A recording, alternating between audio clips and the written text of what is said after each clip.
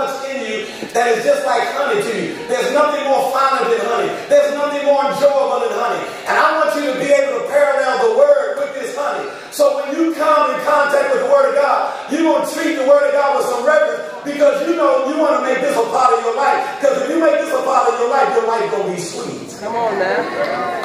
5, 6 years old. This is the first day now.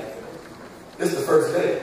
Because the Jewish people knew, they were like us. We think when you disciple a person, we think, in this culture, we think one-on-one. That's why I'm so glad here at Spirit of Faith Christian, Pastor Mike has established a culture. He knows it takes a community to disciple folks.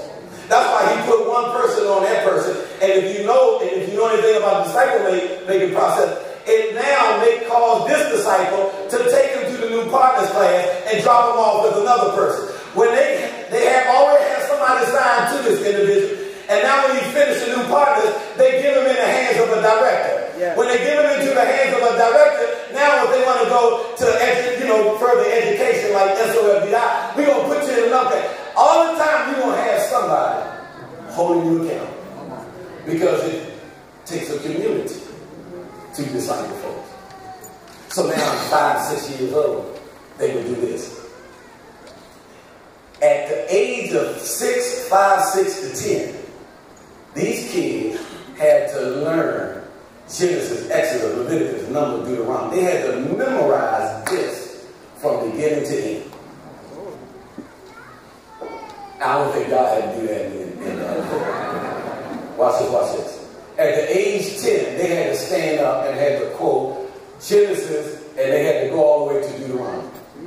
And the parents were so much a part of it, because over in Deuteronomy chapter number 6, it's talking about when your child lay down, give them the word. When they get up, give them the word. When they walk by the way, give them the word. Put it on the doorpost. Put it on the front. Because every time they wanted to make sure they were getting the word of the Almighty God, because there was nothing greater than this word.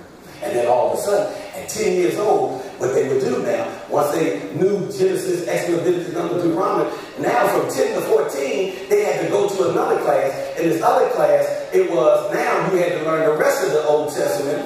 And then on top of that, you had to learn the art of question and answer. The art of question and answer was when a rabbi asked you a question, you couldn't just answer the question. You had to answer the question with the question. So because that makes you more smart. That calls you to think, make you more sharp. So if they say, what is 4 plus 4? You couldn't just say 8. When they say, what is 4 plus 4? You had to say, how much is 16 minus 8? See, they had you thinking all the time. It was the art of question and answer from 10 to 14. That's why when they came to the temple at the synagogue, and Jesus at the age of 12, he's sitting in the middle of the rabbis. He asked